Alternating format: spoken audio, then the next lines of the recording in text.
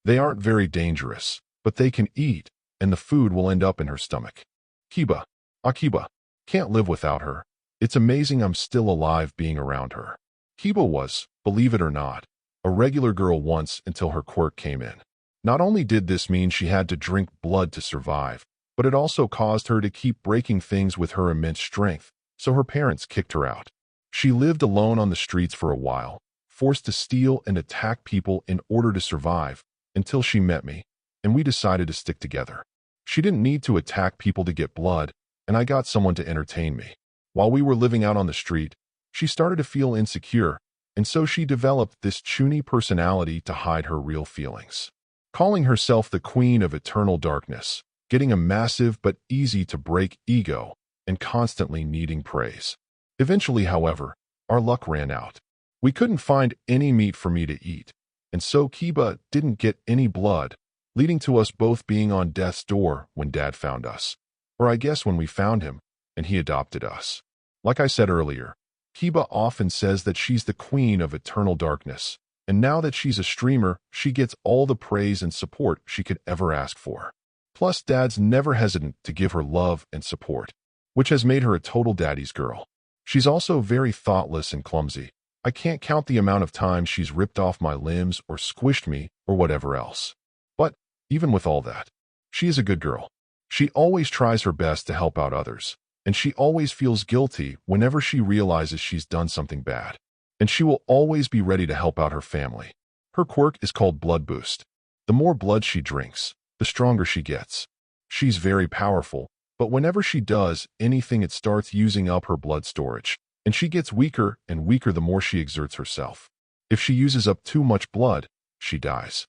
She also has a transformation that makes her a lot stronger, but it makes her lose her mind and act like a wild animal, attacking everything in sight. Not only that, but it uses up her blood storage very quickly and will leave Kiba at death's door afterwards. Kiba hates this form and never wants to use it again because she hates the idea of being a monster and hurting other people. But I have a feeling she won't be able to ignore it forever. Sansan. Sansan is completely made of acid, so you can probably guess what happened to her mother when she was born. Due to her accidentally killing her mom when she was born, her father hated her and gave her away to other family members, who also hated her because she was made of acid and kept destroying things. Eventually, one of them had the messed up idea to trap Sansan in an acid-proof jar, then hide her in a bunch of trash on a beach. And Sansan was stuck in the jar for a year. I'd rather die than ever go through something that boring. Fortunately, we found her, and Dad adopted her. I think she was the one who got Dad to start the Midoriya Foundation. It's insane how far we've come from there. Oh, and before I go on, I call Sansan her, but her gender is kinda weird. Technically, she doesn't have a gender, but is closer to male because she can get woman pregnant. But she chooses to be a girl most of the time, but she doesn't really seem to care. One time we had a guy's night, and Sansan came along. She shapeshifted into a more boyish form, so we didn't really have much reason to refuse her. I think this is called gender fluid, which is actually funny considering she's made of fluid. Anyway, Sansan is mostly pretty upbeat despite what happened to her, but because of her past, she absolutely hates being still and will always be moving. She also hates wearing clothes because of this. She's always looking for something fun, so most of the time she goes around exploring. She even gathers gems she finds underground. She seems to like making art. She made this really cool cave with gems on the ceiling that look like stars, and gem flowers on the ground. It actually made me feel something when I saw it. Sansan's quirk is called Acid Body. Like I've said, her entire body is made of acid, and she can move around through some kind of weird psychic-like power. Being made of liquid, she is practically immune to most kinds of attacks, and while she's not very strong normally, she can manipulate her body in weird ways to make her attacks hit very hard. While Sansan is very strong, she also has some very bad weaknesses. You can freeze her, evaporate her. If you electrocute her, you can stun her for a bit. If you can keep her from moving around, she's not very strong, and so you could trap her. And her weird psychic body control isn't very strong, so sound waves and vibrations can cause her to lose control of her body. Speaking of her body, we add this special chemical to her body every day, which keeps her acid from burning things for 24 hours. Although when she's like this, there is a risk that she could make a girl pregnant. Kyoku. It's funny. People say that dad has a secret quirk that makes children come to him. I don't think there is any better proof of this than Kyoku. Kyoku saw us and wanted to join our family, so she broke into our old house and used her quirk to change our memories to make it seem like she was always part of our family.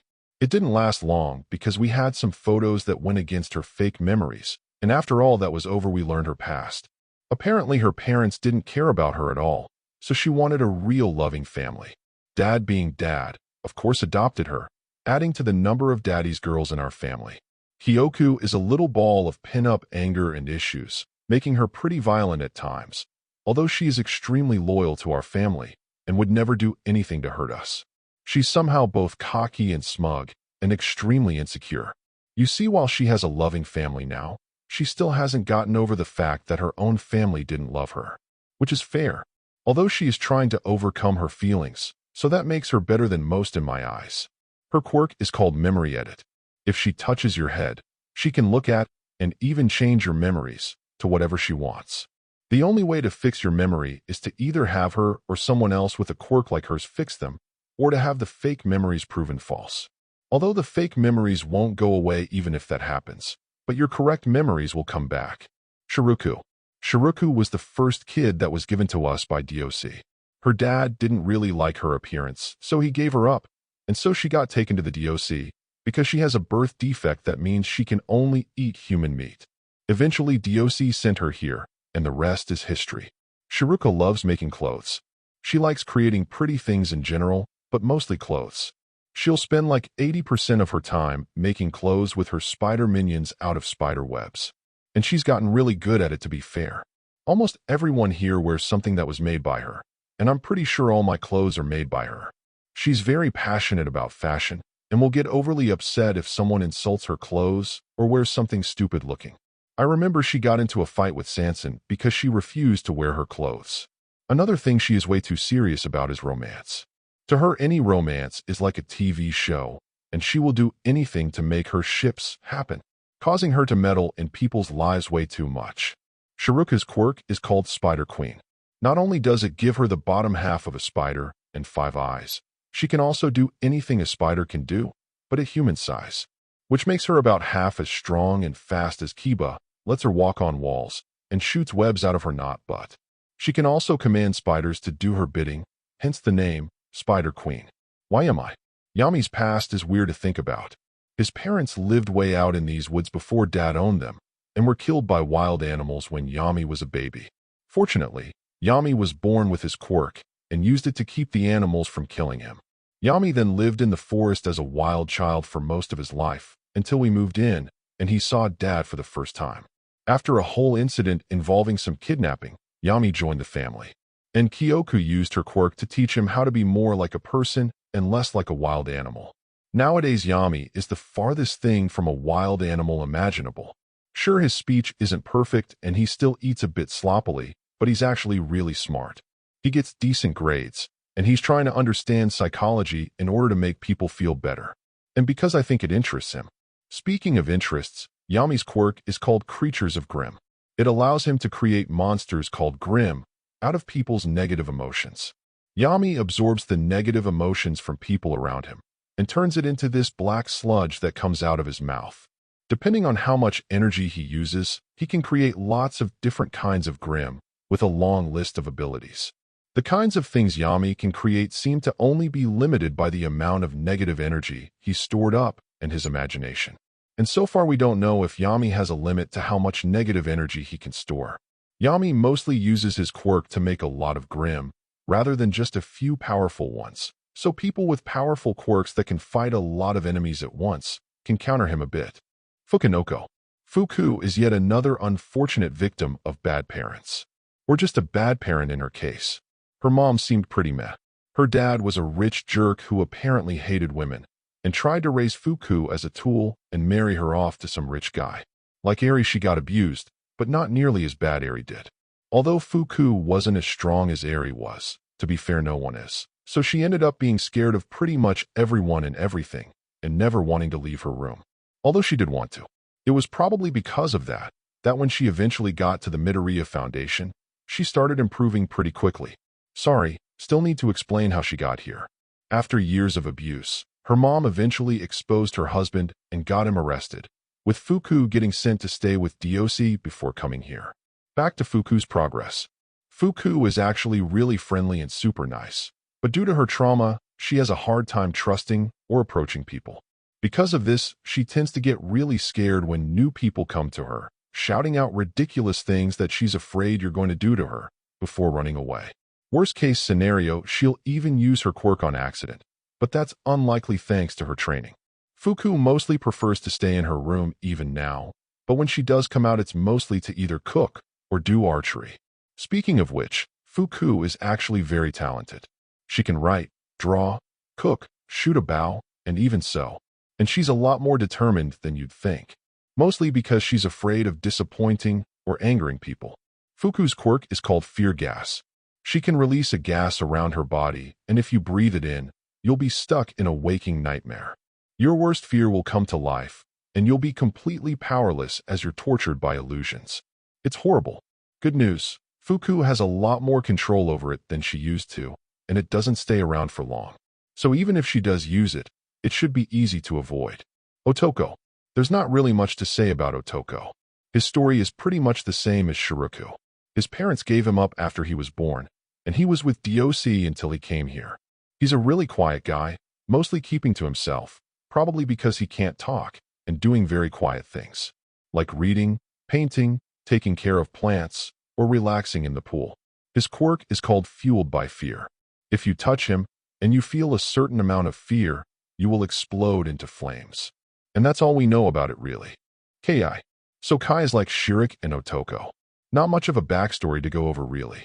Kai himself is what you'd call a cinnamon roll. Very polite and thoughtful towards others. Even with his massive size, he's caused the least amount of damage out of anyone with a strength-boosting quirk.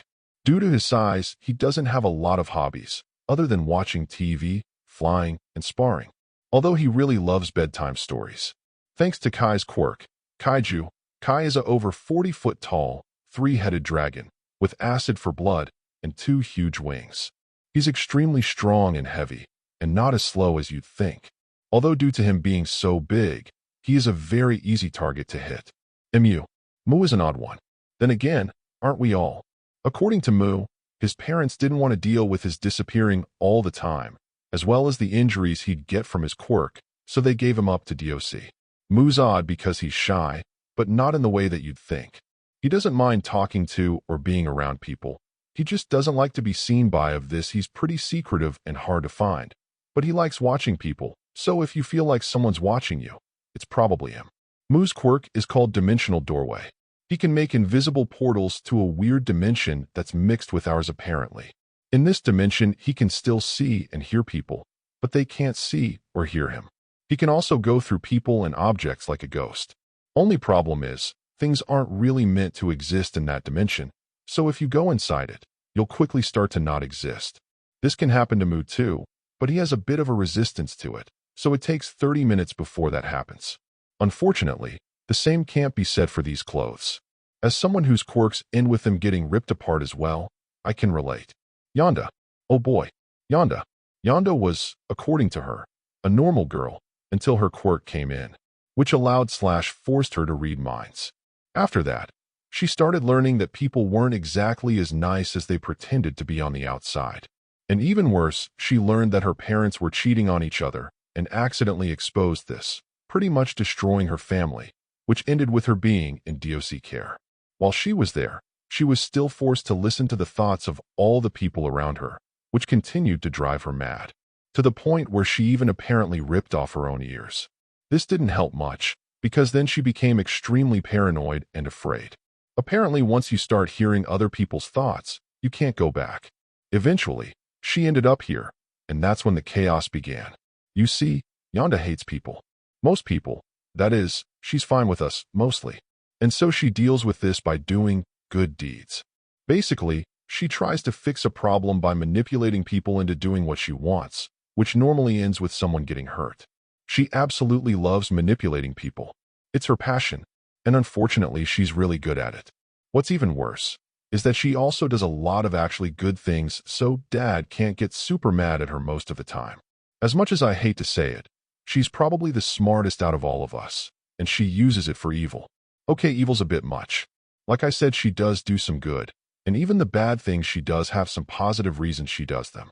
She's extremely loyal to the family, and will do anything to protect us, and thanks to her quirk, she can do quite a bit. I think she's just someone who wants to do good, but she's letting all that anger get in the way. And honestly, I understand. I don't really like people either. I'd probably like them even less if my emotions were intact, and if I could read minds. Honestly, I'd probably be just like her. Maybe that means I have the least right to stop her, or maybe it means I have the most. Anyway, I'm going to keep doing it, because I'm probably the only one who can.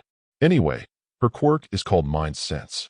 Instead of hearing sounds, she can hear people's thoughts, and instead of talking, she can use telepathy. She can't turn this off, and even walls can't stop it. The only things that can stop her from hearing thoughts are special earplugs or cutting off her ears. Netsu. Netsu's past is the standard, given up by parents, taken by DOC, thing. His personality is more interesting though. Despite appearing like your standard shonen protagonist meathead, he's actually not. Not only can he actually be smart sometimes, but he's actually really into art and music. He actually does this really interesting type of art, where he paints using fire. I've never watched him use it because me and flames don't exactly mix, but the paintings are cool. At least they will be once he gets some more practice. His quirk is called Flame Dominance. He can make very powerful flames, but his quirk is very hard to control, which is why he is on fire at all times. His flames can be even more powerful than Endeavor apparently, but his lack of control means it's hard to say who has the better quirk. Kyosei. Kyosei is my partner, now and forever. His quirk is called Symbiote. His body is a lot like Sanson because it's more liquid than solid. It's a bunch of black goo. In order to survive, he needs to bond to someone, which involves him living inside someone's body. The plus side of this is that Kyosei can boost your strength and speed, protect you, use his body as a weapon, and quite a few other things. On the downside, Kyosei will slowly eat away at your organs and cause you to go berserk until you die, which is what happened to his mother when he was being born, and DOC took him after she died. Fortunately, I'm not affected by his quirk's downsides, because my quirk perfectly counters them, which is why he's bonded with me. Kyosei doesn't do much right now besides help me with whatever. Mostly because we're bonded, and he's a baby, but I can't help but wonder if he'll want to do any hobbies or anything in the future. Kira. Nis and Kira are a complicated case, even by the standards of the Midoriya family. So Kira was an assassin sent by the MLA to kill Dad, who I stopped before she could get close. When she woke up, she was a completely different person. Apparently, this is called DID, and it involves someone having multiple personalities. It's kind of like being two people in one. Although her psychic powers make things complicated, Nis is the personality that we see most of the time. By the way, Nis was a fake name that Kira used, but we didn't know what else to call her, so we just called her that. Nis doesn't remember anything about her/Kira's life, and as a result, she's a bit nervous. Not as nervous as Fuku was, but still pretty jumpy. Much like Fuku, Nis often prefers to stay in her room watching anime with her waifu pillows. Kira, we don't know much about. Most of the time, she's not even around, and when she is, it seems like she doesn't want to be. Seems like she prefers to have nose out instead. Their quirk is called Vectors. They have 4 invisible psychic arms coming out of their back. They can reach up to 6 feet normally, but she can extend them a bit further at a cost. She can also make them disappear whenever she wants. They move very quickly and are very strong, and can chop through metal like butter.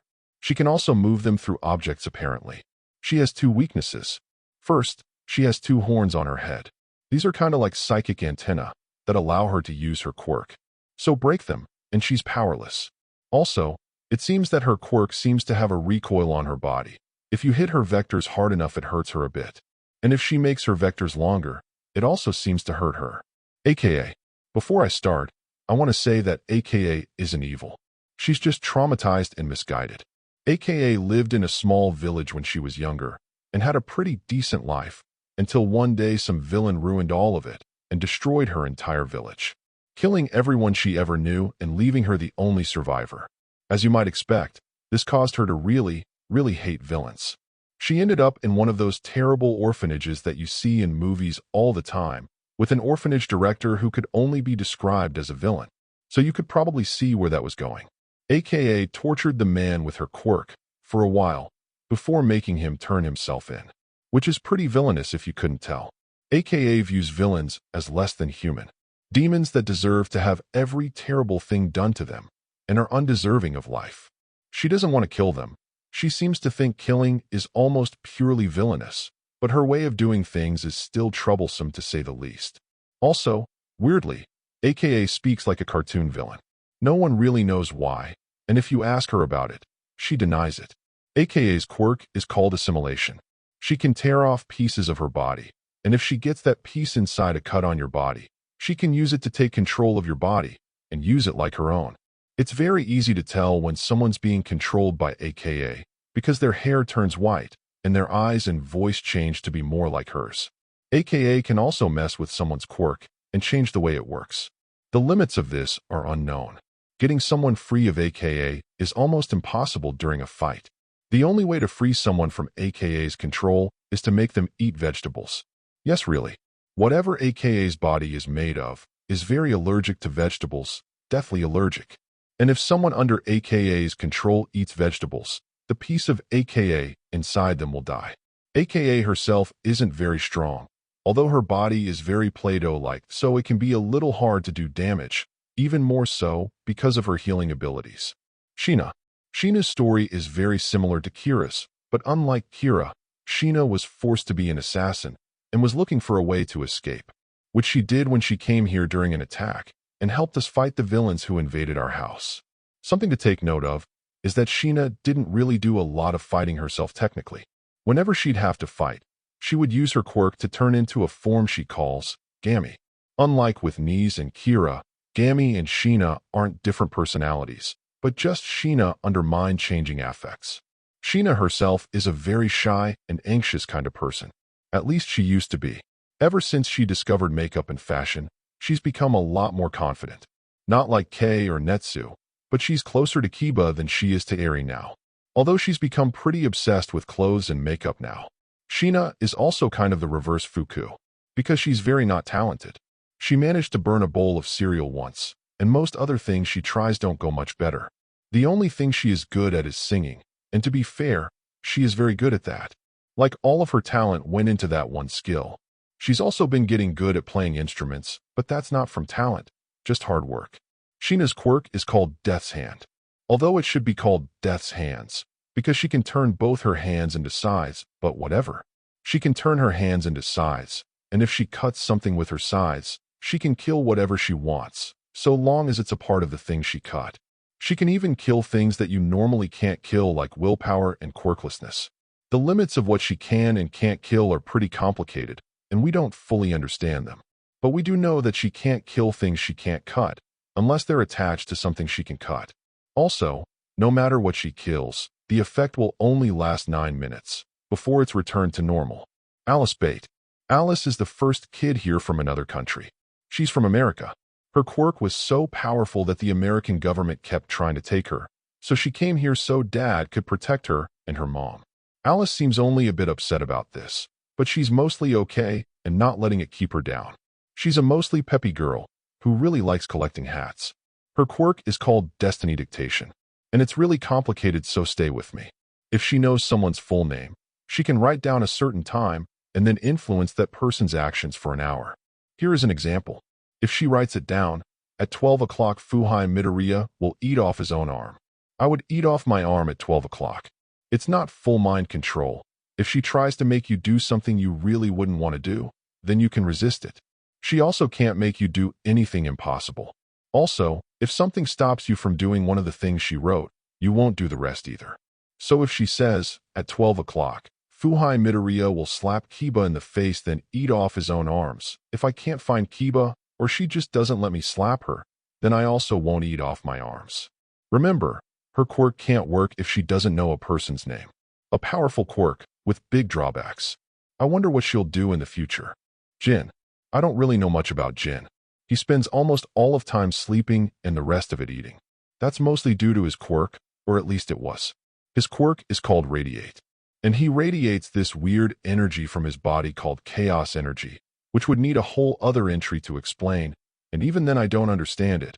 And neither do people much smarter than me, but just understand it's very powerful and can be deadly if you're around it too much.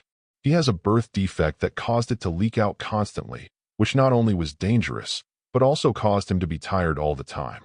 But now he has these rings that keep the energy from leaking out, so he shouldn't be so tired all the time. But his behavior hasn't really changed. I guess he's just lazy.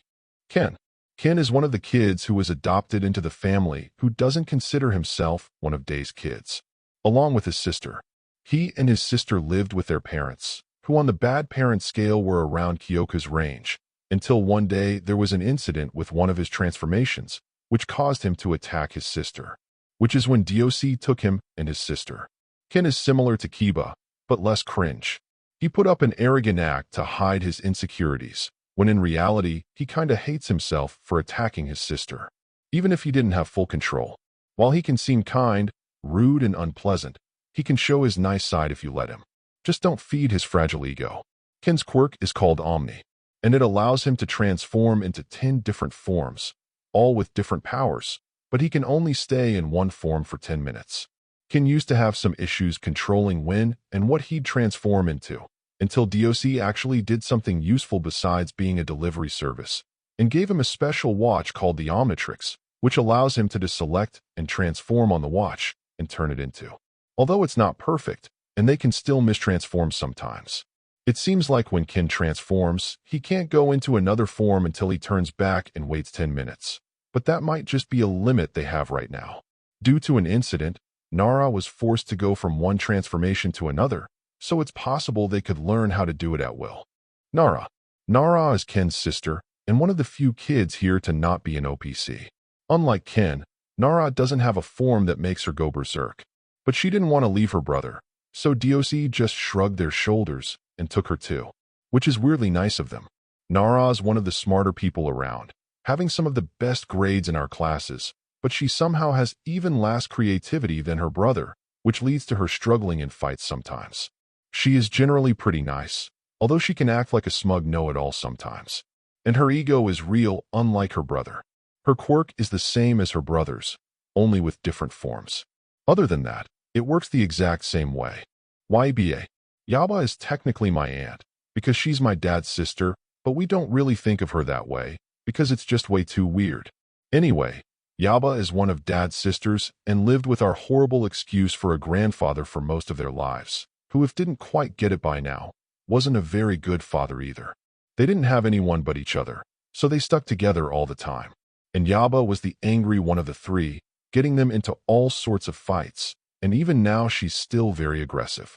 She also speaks like a standard thug and curses as much as possible. Her quirk is called Cerberus, and it's a quirk that she not only shares with her sisters, but their quirks are linked to each other. Their quirks give them super strength and speed, regeneration, and fire breathing. However, the power of their quirk depends on how close they are to each other. The closer they are to each other, the stronger they are. So while they are very strong when they're together, if you can separate them, they're kind pushovers. G is the quiet smart sister. She shares my hobby of analyzing quirks, and has some of the better grades in class. G doesn't talk much, but she is very nice to talk to when she feels like it. Sometimes we meet up in the library and talk about quirks. Now she's starting to learn stuff in the lab. Maybe I should do the same. G's quirk is almost the exact same as her sister's, with the only difference being that she has a snake for a tail. The snake is not poisonous. Inu. Inu is the sweet, nice sister. She's as pure can be, always willing to help anyone and everyone, and never wanting to fight, although she will if she has to. She spends most of her time with her sisters, but apparently she's been getting some cooking lessons from Fuku. Other than that, she just likes to help out around the house. Inu's quirk is the same as her sister's. Lu is without a doubt the most bizarre kid here. So get this, Lu is from over 200 years in the past. No, I'm somehow not joking. Lu used his weird quirk and Chaos Emerald to teleport himself from China to Japan over 200 years into the future. I need to move on from that, otherwise I'm just going to keep repeating it. So Lu was born in Germany, but he had a rare illness that left him bedridden. So he was sent to live with his grandfather along with his cousin Maria in China. Their grandfather was a scientist that researched something we don't really know much about. But whatever it was, it probably involved chaos energy probably. Lou experimented on in hopes of curing him, giving him what could be history's first quirk. Or maybe a prototype quirk. This kinda helped Lou. He was able to get out of bed, but not for long. His old condition was cured, but now he had a new one, similar to Jin's, where he's constantly letting out energy, leaving him exhausted.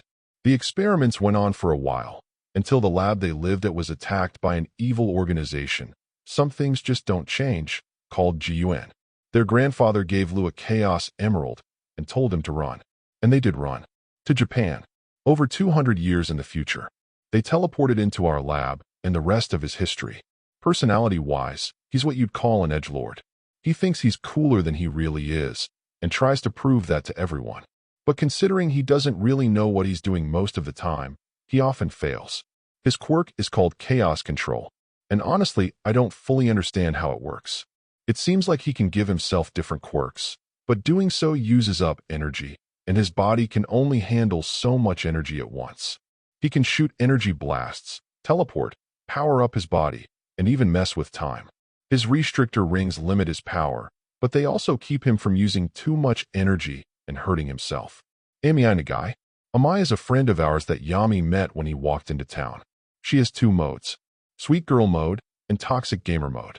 Most of the time, she's a really nice girl who likes to spend her time helping the less fortunate with her quirk. But whenever she touches a video game, she changes and becomes an arrogant gamer who insults everyone around her for their gaming skills. She's actually already kind of a pro gamer, having won a few tournaments. Oh, and she's also very obviously in love with Yami. Amai's quirk is called mood candies. She can pop out candies from her body, and anyone who eats those candies will suddenly start feeling more of whatever emotion Amai was feeling when she made the candies. You can tell what candies do what by the color of them, but you can just use food paint to disguise them or put them in something else so they can't be seen. These candies are way more dangerous than you'd think. Yonda used them a few times to get information out of people. And of course, there was the love candies incident. Sori Jaga. So Sori was bred by the Nekananako Foundation, which is a group of evil business cat girls, to be one of the strongest cat girls around. And they succeeded. She was raised to be a fighter and nothing else. Which explains why she's only good at fighting and has the smarts of a toddler.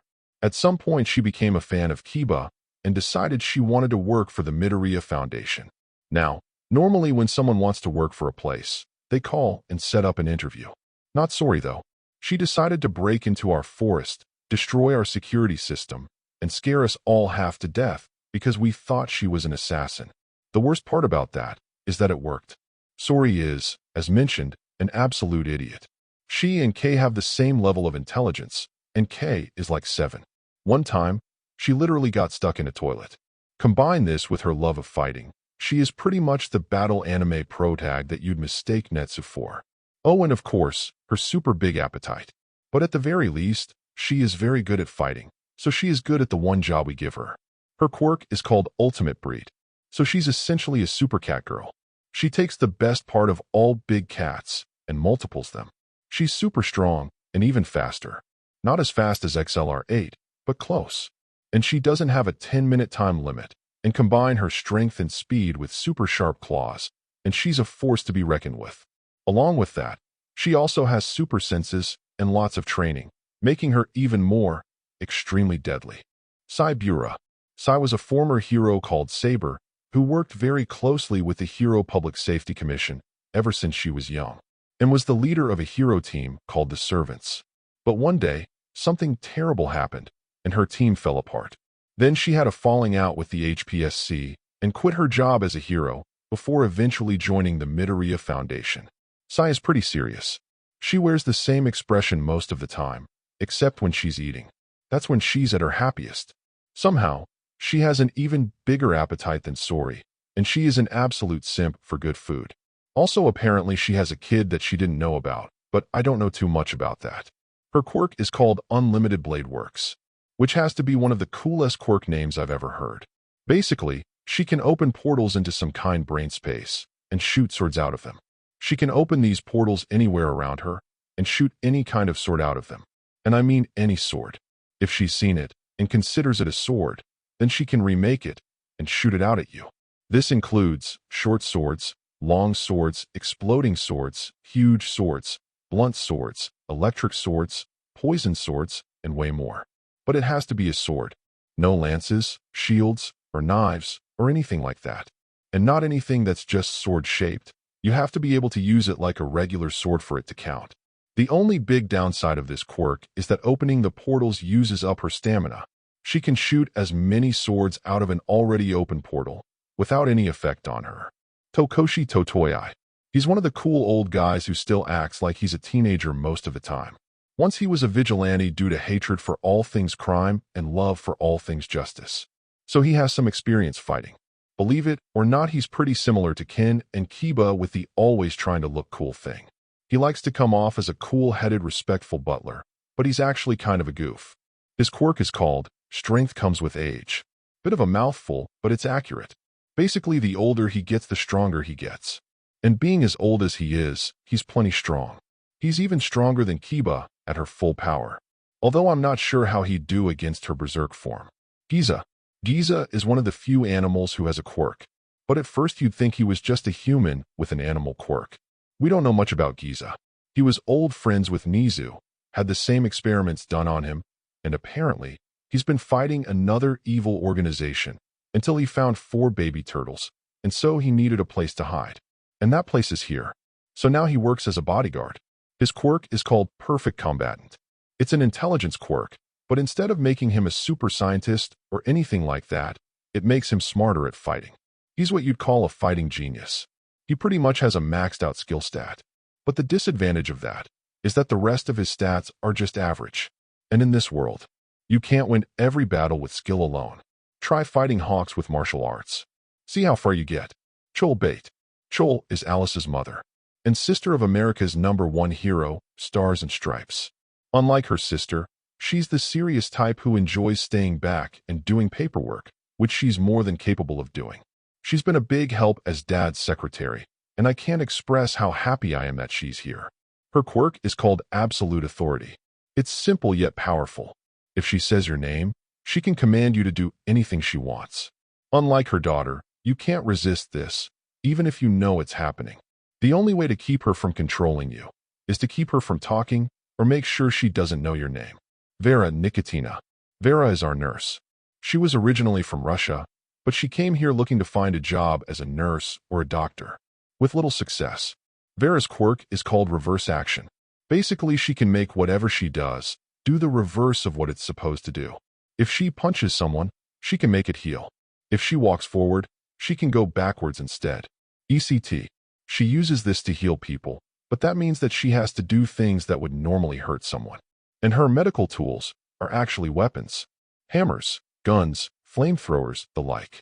So naturally, most people didn't want to hire her. But lucky for her, Dad couldn't care less so long as her healing works well, and it does. So she got hired. Vera is a free spirit, doing pretty much whatever she wants, whenever she wants. And since those things don't go against what Dad wants, he just kind of lets her.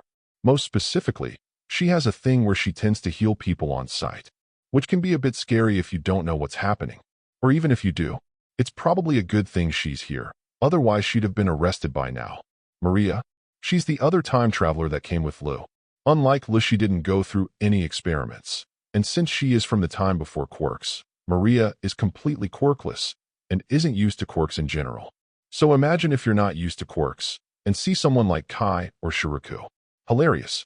Personality-wise, she's a pretty nice but stern person. Obviously, she's stressed out right now, but hopefully she'll calm down after a while. A long, long while. Sue. Not much to say about Sue as a person. We found her in a dumpster after her parents didn't want her. They didn't put her there, and I quote, felt like trash, so I went where I belong. You're not the spitting image of mental health. Then again, who am I to talk? She seems to idolize dolls and wants to be one. No desires of her own, other than to serve her masters. In this case, Dad and us. Most of the time, she's pretty robotic, seemingly faintly pleased whenever she's finished a task. Her quirk is called Puppet Master. She has holes in the tips of her fingers so that she can shoot out strings. She can control the strings however she wishes, and she can shoot out different kinds of strings with different levels of thickness. The thicker the string, the stronger it is. But she can also shoot out strings so thin you can't even see them. Izuku Midoriya. Dad. I've been trying to write down this entry for a while now. Let's start from the beginning. Dad was born to a loving mom and a walking pile of trash for a father. His life was like any other kid his age, had a few friends, but only one that's important. Katsuki Bakugo.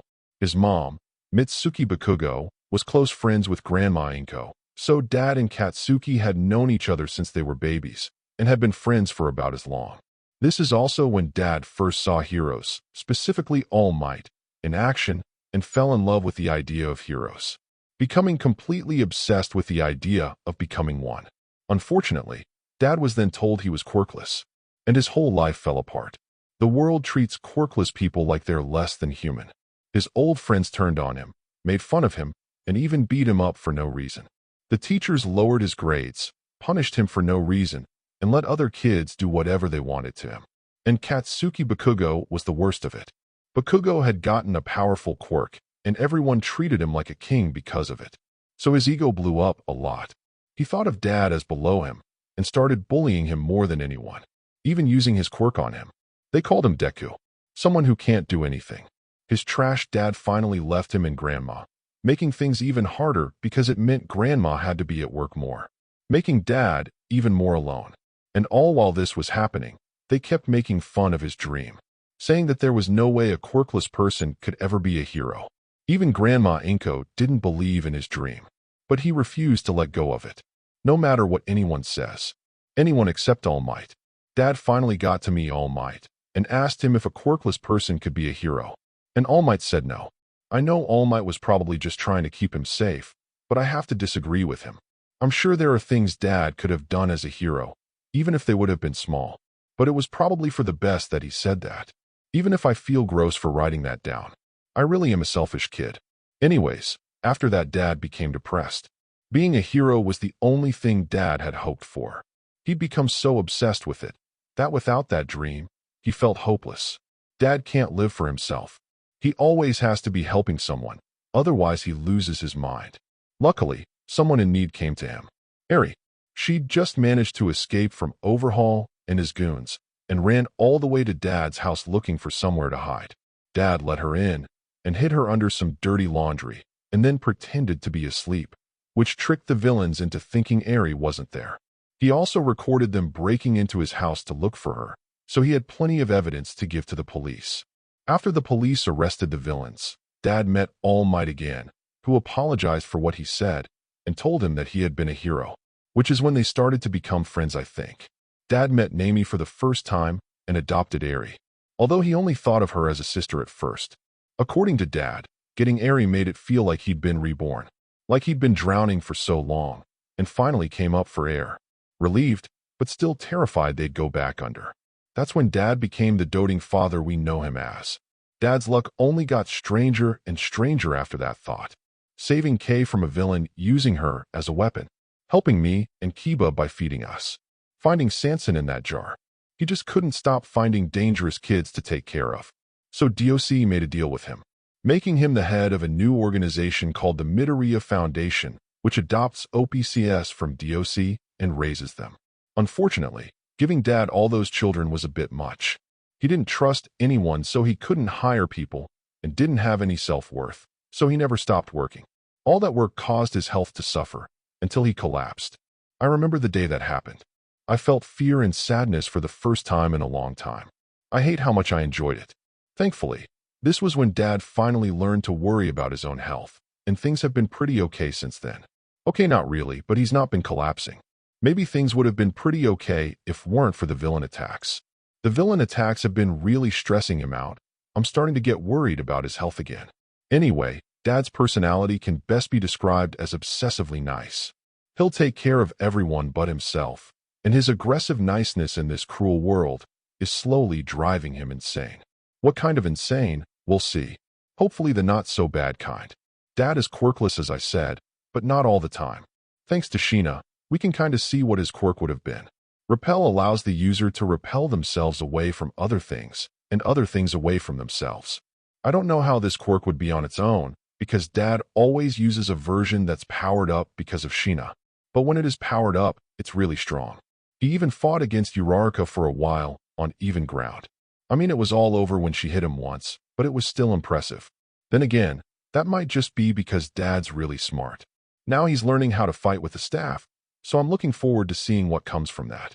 Achiko Uraraka, or as many of my siblings have started calling her, Memoraka. I'm not normally one to ship real-life people, but honestly I feel like her and Dad getting together could only be a good thing. Help Dad de-stress, help his parents, etc. And they're obviously into each other, but they just keep avoiding it. Again, normally I'd respect that, but I really think it'd help Dad if they just got together already. It might be good for Uraraka too. I don't know. I'm not a romance expert. I guess I should start talking about Uraraka herself. She was born to a pretty poor family who had a failing construction business, and since her parents treated her so well and loved her so much, she swore to do everything in her power to pay them back so they could live comfortable lives, which is completely adorable. Something else she loves is watching people smile, which is why she decided to become a hero. Uraraka is another one of those balls of sunshine, but she can be more serious than the usual sunshine balls around here, mainly because of how concerned she gets for other people. She's got the girl next door energy. Her quirk is complicated, so the first thing she can do is control the gravity of anything she touches, either making something heavier or completely weightless. Then she also has this super body enhancement ability, making her stronger, faster, and tougher than even Kiba, and it's not close. Her power kinda reminds me of All Might, and she's around him a lot too. Wonder if there's anything going on there. Alright everyone, thank you for coming here today, Izuku said as he sat in an unfamiliar room. This room was the Midoriya Foundation meeting room, a place located in one of the Midoriya Foundation's offices away from his home. He was sitting at a table with several important people to his foundation. There was Mai, head of his scientific and research branch, a black-haired woman, Kopo Reto, head of his corporate affairs, doing most of the work to keep the business side of the foundation running. Then there was a large, burly, dark-skinned man, Tochiona, who was in charge of overseeing land ownership and maintenance. After that, there was a blue-haired man with closed eyes, Gakoza Kitaboshi, head of public relations, advertising, and government dealings. Lastly, there was a small green goblin-like man, Gobo Line, representing the budgeting division that oversaw the overall budget of the Midoriya Foundation. Now that our negotiations with the other nations over Cronus are drawing to a close, I think it's time we finally made plans for what the company will do in the future, Izuku said, sitting at the head of the long table. Firstly, I'd like to extend the Midoriya Foundation's caretaking of OPCs to become a worldwide thing. That would raise some issues. Most other countries don't have the same kind of policies as Japan. Tochi was brought up. And while we could force some policies on smaller, less powerful countries, more powerful nations will prove problematic, as they often integrate children with powerful quirks into hero training programs. We can take care of that with a combination of propaganda and lobbying, Gakoza said. We hold a massive amount of power, influence, and public trust. Convincing people to do things our way won't be hard. And none of that will leave even a dent in our wallets, Gobo said. Good. Secondly, I'd like to expand our quirk eraser program, Izuku added. Of course, I'd like to be selective, but people with disabilities, due to their quirks, should have the ability to be rid of them if they so please. Isn't that a bit dangerous? Mai asked. If we start making and shipping the formula more, that means some people are inevitably going to steal it. Well, it's not as if their effects can't be cured. And as much as I hate the formula getting out there, I hate the idea of leaving these people to suffer even more. That might be more difficult. I doubt other countries will want to have such things circulating throughout their countries without them being in control of them, Gakoza pointed out. Although perhaps we can convince them if it gives them good publicity and some bribes. We'll have to be patient if we don't want another worldwide meltdown. Speaking of which, how are things going with de-escalation worldwide? Izuku asked.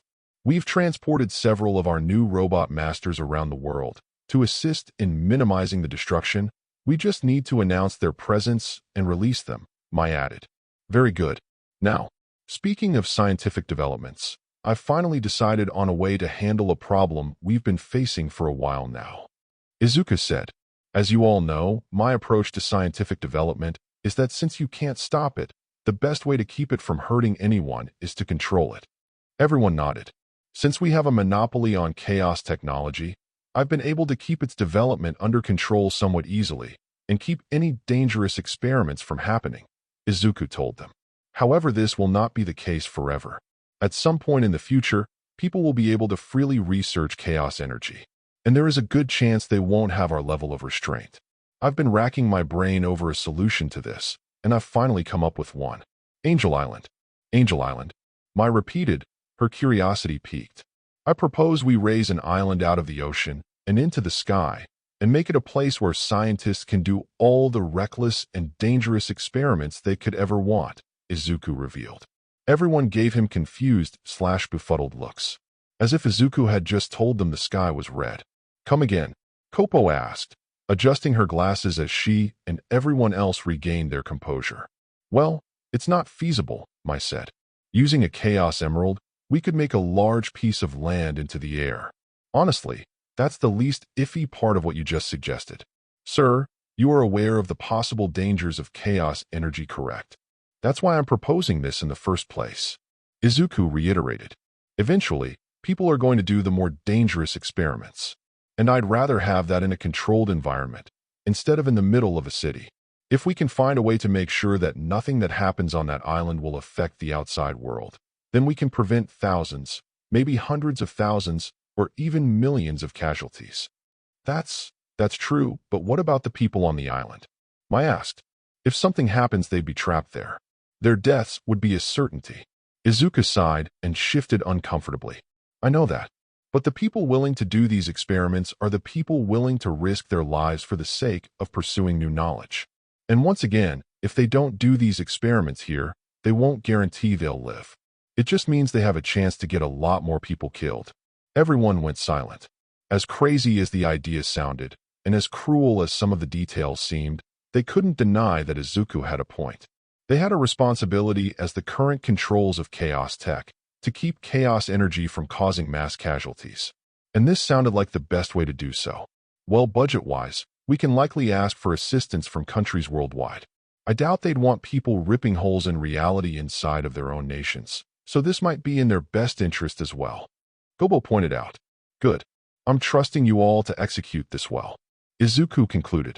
Now, on to my next project proposal. I want to help out those who've run out of options. Good people who've been hurt by the randomness and cruelty of the world and have nowhere to go. So you want to start some kind of shelter? Tochi asked. No, too small. Izuku shook his head. I was thinking of a massive underground city. Once again, everyone proceeded to look at him like he was crazy. Sir, you're at 10 right now. We need you at 7. Tochi asked as he rubbed his temples. I have to disagree. With what we're working with, there is no room for thinking small. Izuku told them. We have the ability to help people on a massive scale, and I intend to do so. Now, Mai, you said that Uchi was making some kind of terraforming thing. Could that help us with what I'm proposing? You mean the planet egg? Mai asked. Yes, please remind me about that again, Izuku asked. Yes, sir.